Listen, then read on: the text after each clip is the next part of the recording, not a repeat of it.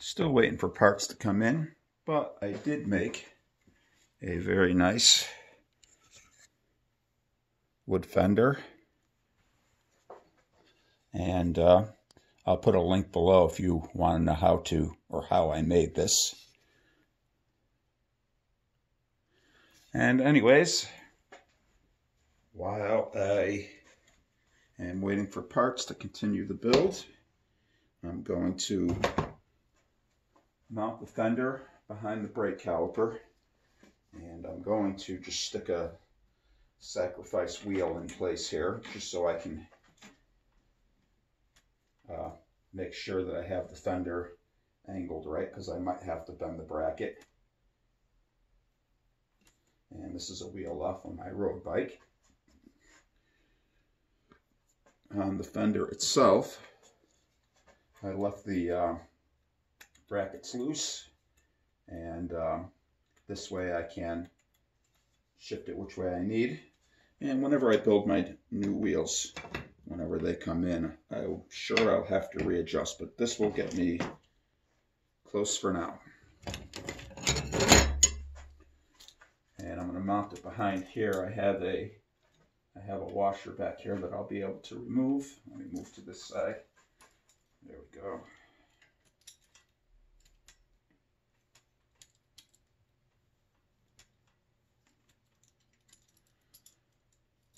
I should have a little ratcheting one. It would be a lot quicker.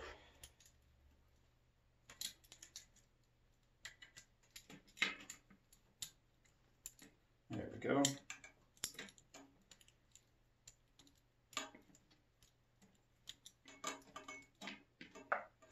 Boom. Don't need the washer, because this is going to mount like that. And once I got it on, I will be able to see if it's going to interfere with the brake. But then again, once I adjust the brake, that shouldn't be an issue, because I made this 2 inches. The tire I got coming in is a 25.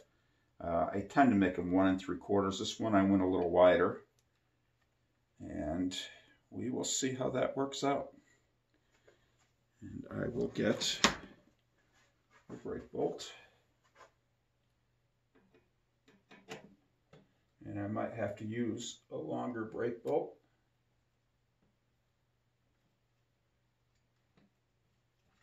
Nope, because this washer is a little, well, this bracket is a little bit thicker than the washer that I had in there, but I have plenty of threads.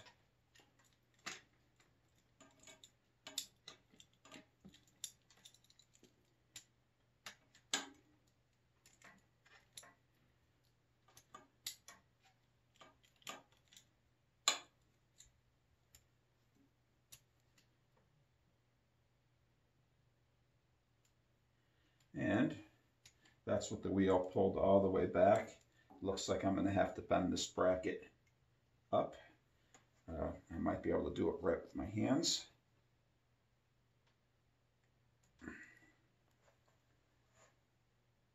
And who knows where this wheel is going to sit once I put the chain in, so I will lift it up just a little bit more. I'm not pulling on the wood, I'm pulling on the bracket itself. And I'm just going to eyeball it center. Just going to snug the screws down that are holding the fender itself.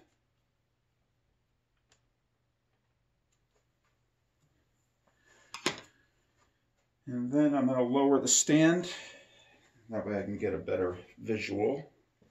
So let me readjust the camera down.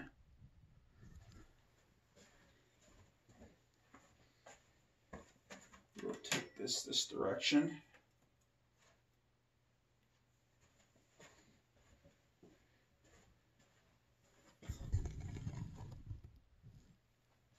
That doesn't look too shabby.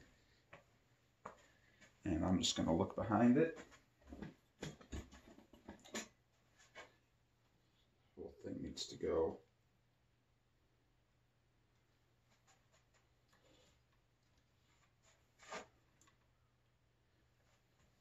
And I'll have to recenter the brake and all that.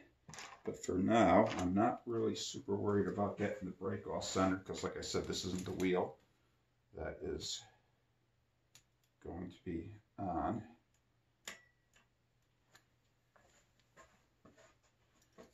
Oh yeah.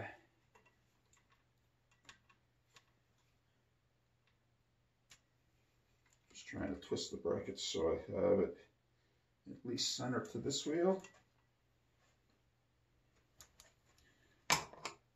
This is pulled all the way back, and once I have the single speed wheel in and this wheel adjusted, I'll be able to flex this to get perfect spacing.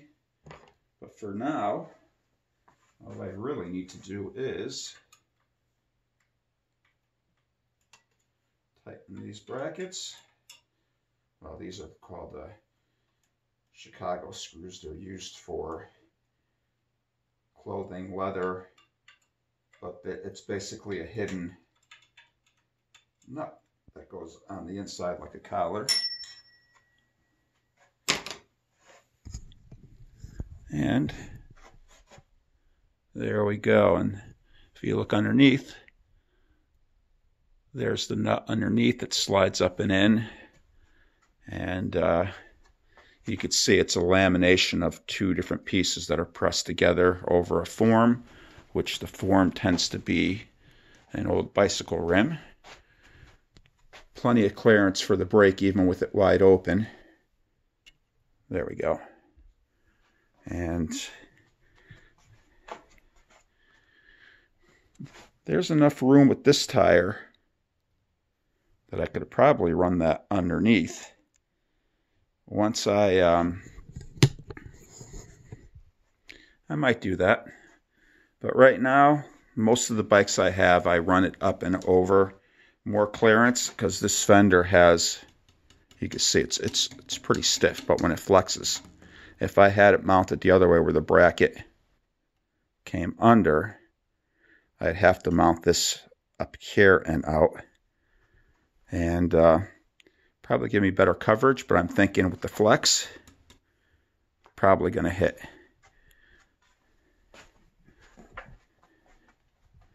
There we go. And it matches my little stud cover.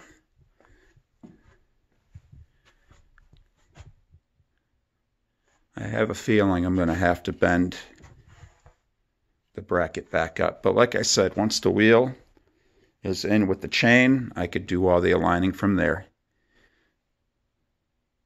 I'll leave a link on how I make the fenders because I have them on pretty much all of my bikes. They hold up very well. And with enough coats of polyurethane or oil varnish, they're very weather resistant and waterproof. I'm going to make a nice, I'm going to call it a leather flap for the bottom of my fender. And I've got this piece of black leather kicking around that I'm going to cut up.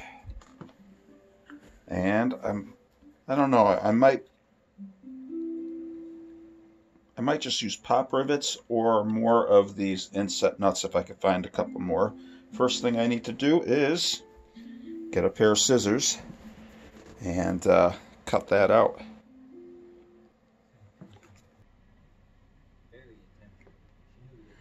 There we go. Got it cut out. I got the edges semi-burnished over. And now I'm ready to mount it onto the fender. So I found a couple more of those Chicago screws, they're called. It's basically a screw with a inset bolt that presses up and through. And I have my leather hole punch. I'll have to figure out what size I'm going to need for this. I am going to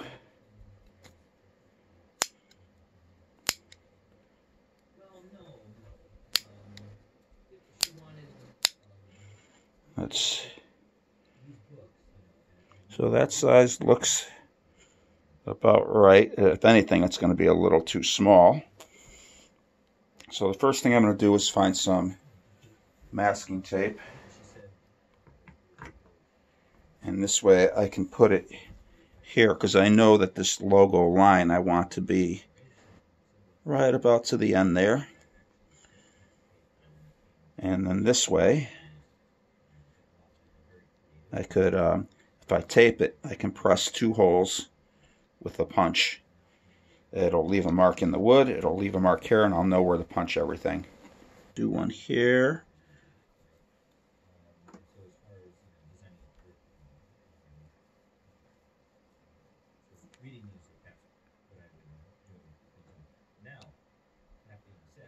Right, now I have to figure out how big these screw heads are going to be. One there, and so that's all the way down there. So I think I can make that work. And then we'll come down to here. I want to make sure I'm not on the end of the wood.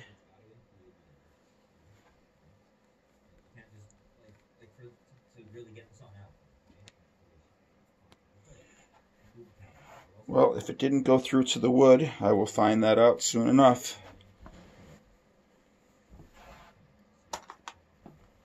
And I can always punch the holes and then trace them in too. There we go. Here's the 2 holes.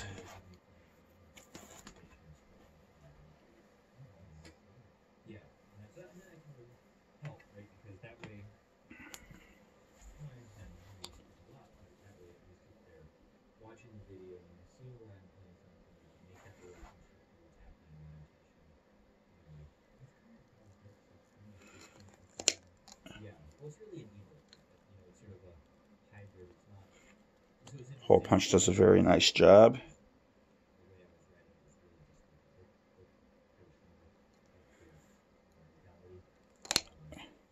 I rotate it because these aren't always the sharpest, and sometimes it doesn't punch through nice enough. And this looks a little off center, but that's okay because I can come back and just clean the edge up like this.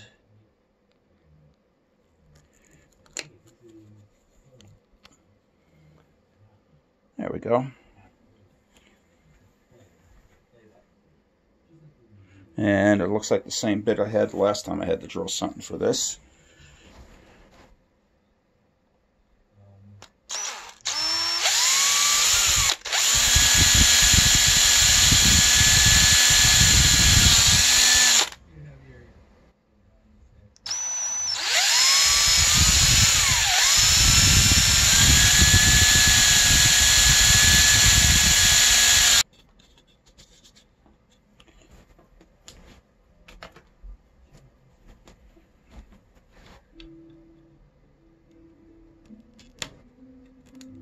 Oh, I got the holes in correctly.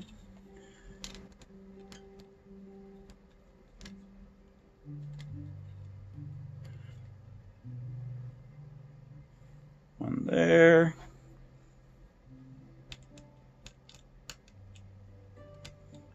One there. And let me go get a screwdriver.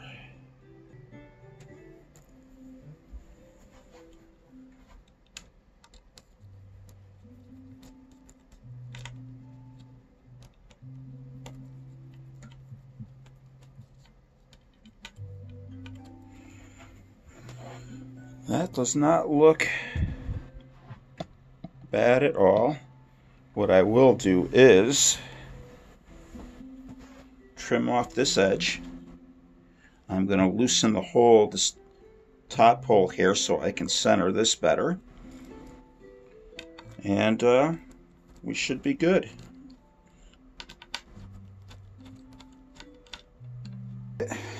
Now that I got it where I'm at least semi-happy,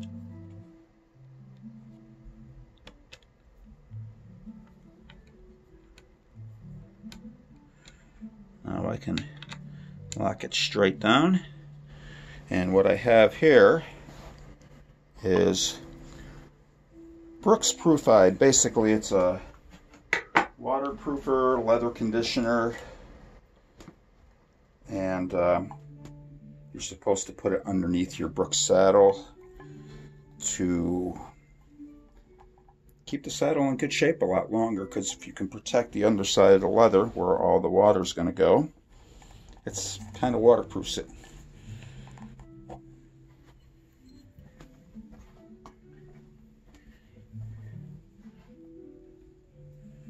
And I'm just going to rub it all over the bottom.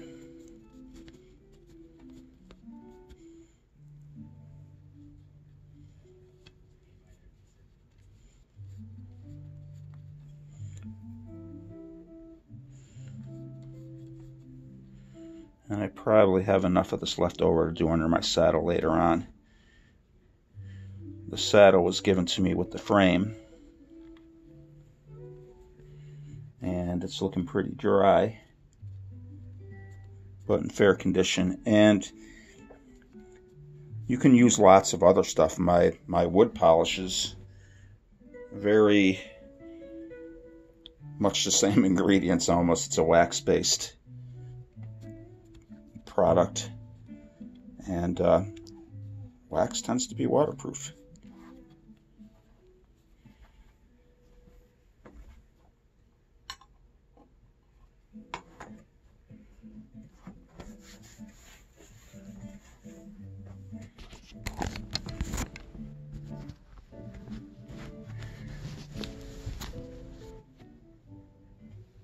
So I'll polish all this out.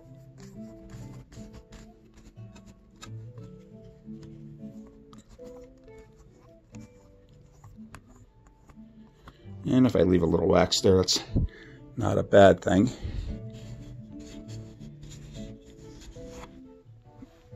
Okay.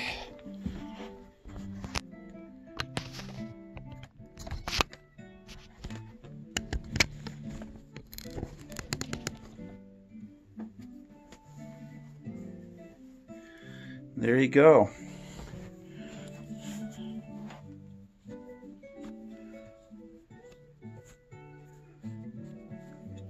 Old school water flap.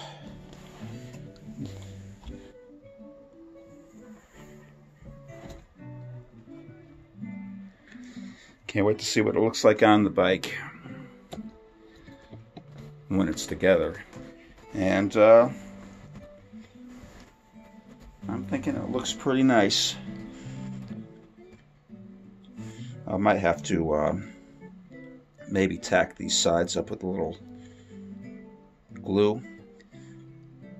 I don't want to drill any more holes, but I maybe should have. Hindsight's a bitch. I should have maybe put a hole here and here instead of here and here, but that's okay. We will make do with what we got.